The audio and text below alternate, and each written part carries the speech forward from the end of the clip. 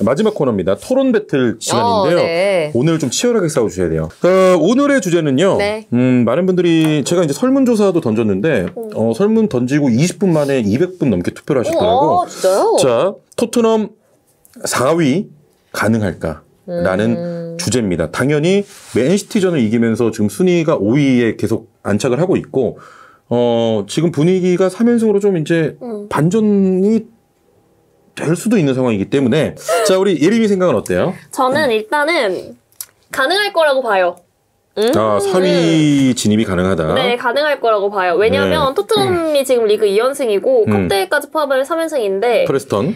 그런데 2주 전 맨시티전과 이제 이번 맨시티전을 비교했을 때 불과 2주 차이잖아요. 네, 근데 네. 저는 솔직히 2주 전 맨시티전에 토트넘이 진짜 이번에 맨시티전에 참여했던 토트넘이 맞나 싶을 정도로 2주 만에 엄청난 도약을 했다고 생각하거든요. 발전을 했다고 생각하거든요.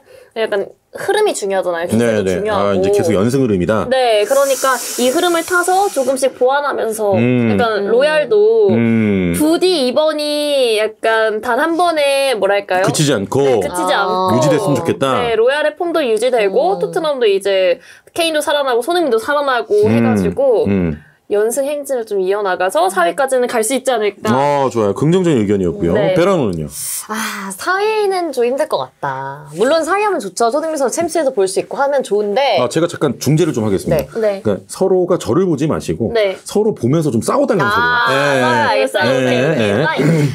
자, 그래서 아마 이제 물론 하면 좋죠. 이제 손흥민 선수가 챔스에 나가면 좋은데 이게 어려울 수 있는 게 왜냐하면 지금 우리가 손흥민 선수의 토트넘이 잘한다고 얘기하는 게 맨시티 경기를 이겨서잖아요. 그렇죠. 이미 맨시티를 이겨서. 근데 이 한 경기를 보고 벌써 4위를 점친다?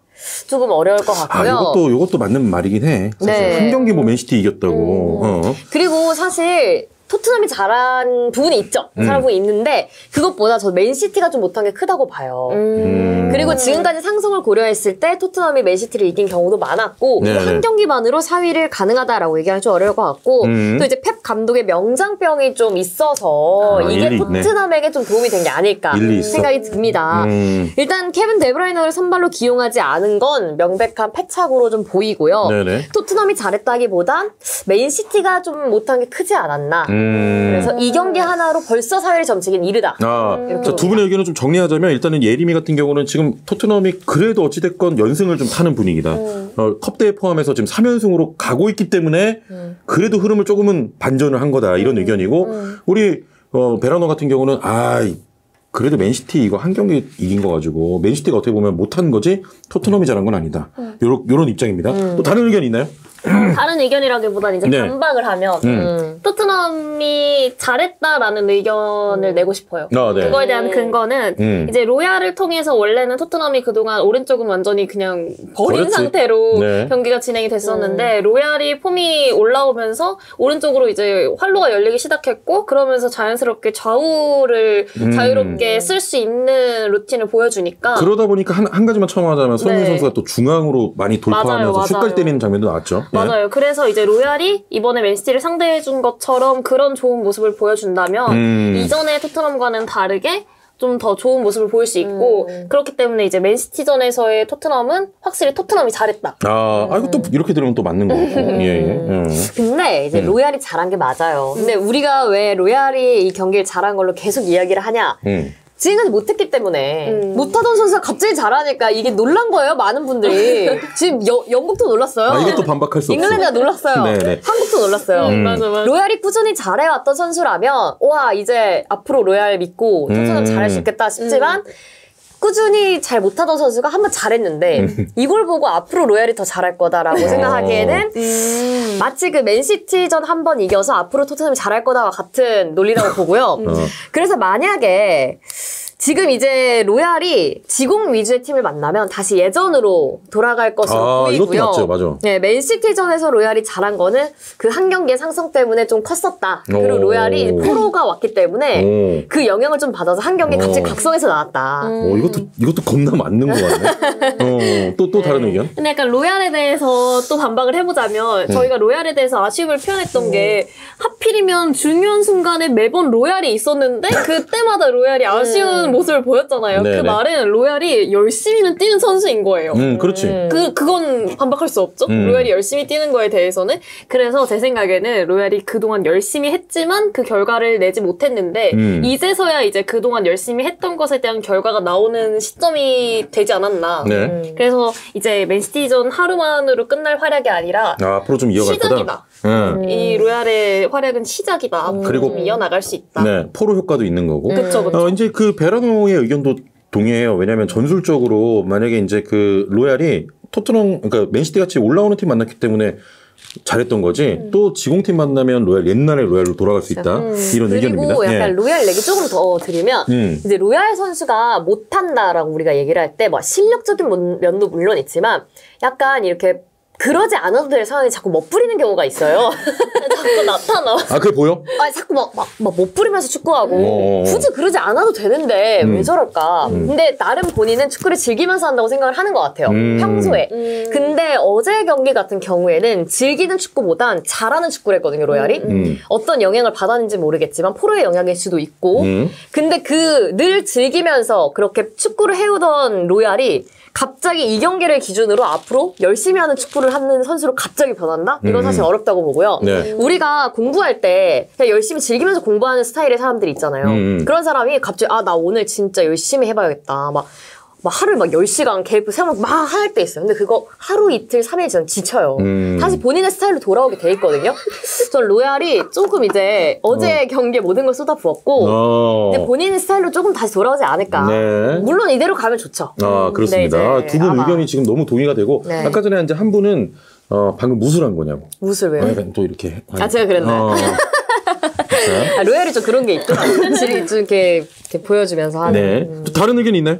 예림이? 뭐 로얄에 대해서도 공부하면 또 빠담로가 아니겠습니까? 열심히 하는 자에게 언젠가 은근히 홍보하는 거 장난 아니 진짜. 어쨌든 로얄에 대해서는 제가 얘기한 걸로 충분할 것 같고 로얄뿐만 아니라 이제 토트넘 선수들 중에서 저희 소니가 좀 올라온다. 폼이 올라온다는 것도 토트넘이 4위를 차지할 수 있음에 좀 중요한 근거가 될 수 있지 않을까라는 생각이 드는데 일단 손흥민 같은 경우에는 경기를 보면 수비 진영에서 상대팀 골대까지 드리블해서 앞서 나가는 장면들을 보면 이제 스프린터가 예전의 손흥민을 보는 듯한 그런 모습이었고 네. 슛도 이제 조금씩 다시 날카로워지고 있잖아요. 그래서 손흥민이 이전의 손흥민처럼 완벽하게 다시 정말 그야말로 부활한다면 토트넘이 반드시 4위에 올라갈 수 있지 않을까라는 생각이 들어요. 네, 그렇습니다. 이것도 좀 일리가 있는 거죠. 손흥민이 살아나면 토트넘은 더 무서워지는 거니까. 맞아요. 네. 이 말에 동의합니다. 손흥민은 못 가. 손흥민 선수 살아나는 거 동의하고요. 그건 당연하지. 그건 당연하고. 근데 이제 경기를 좀 보면 지금 토트넘이 4위는 맞지만 5위에 있지만 토트넘이 한 경기 더 치렀잖아요. 그건 맞죠 또. 더 치렀기 때문에 뉴캐슬을 1점 차로 뒤지고 있거든요. 근데 사실 4점 차까지 벌어질 수 있는 상황이에요. 4점 차는 이게 리그에서 쉬운 점수 차는 아니고 그리고 3위 맨유의 흐름이 지금 너무 좋고요. 뉴캐슬은 너무 좋아요. 그러니까 위에 있는 팀들 중에 좀 이렇게 삐걱거리는 팀이 있으면 좀 떨어질 만한 팀이 있으면 치고 올라갈 수 있는데 그럴 만한 기회가 보이지 않는다라는 점. 1, 2, 3, 4위 팀에서. 그렇지. 그건 또 맞지. 네. 그래서 좀 지금은 일단은 좀 어렵지 않을까 토트넘이. 그렇게 생각합니다. 앞선 일정도 그렇고. 네. 이거 진짜 이거 한쪽 얘기 들을 때마다 난 지금 솔직히 4위 할지 말지 이게 왜냐면 궁금해. 이제 본격적으로 토트넘이 좀 올라오는 기점이라고 하면 될지 안 될지가. 두 얘기 한 명씩 들을 때마다 너무 맞는 얘기여가지고. 자, 그럼 마지막으로 한 번씩만 더 해볼까요? 일단 그 토트넘의 상대에 대해서 좀 더 첨언을 하면 챔스 16강 상대가 최근에 이제 흐름이 좋지 않은 AC 밀란이잖아요. 근데 리그와 챔스를 병행하는 게 쉽지 않은 일이라는 거 모두들 알고 계시잖아요. 그렇지. 근데 이제 AC 밀란과의 경기에서 AC 밀란이 지금 부진한 흐름을 이어오면서 토트넘을 만났는데 토트넘이 이제 기존의 흐름을 타서 AC 밀란을 가뿐히 이겨준다면 기세를 타서 4위는 충분히 갈 수 있지 않나. 그러니까 이제 챔스와 리그 병행하는 건 쉽지 않은데 AC 밀란이 그렇게 좋지 않은 상황이니 AC 밀란을 꺾으면 오히려 토트넘 기세가 더 올라간다. 맞아요.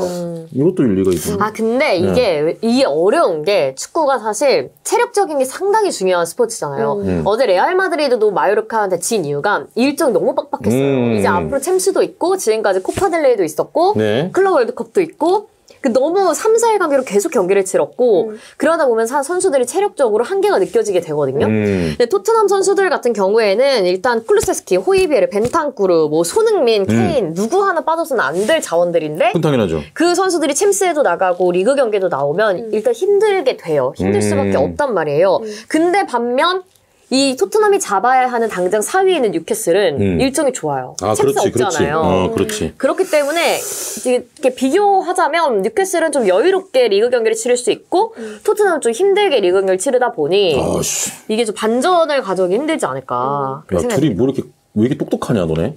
열심히 말도 잘하는데 근거가 있네. 예.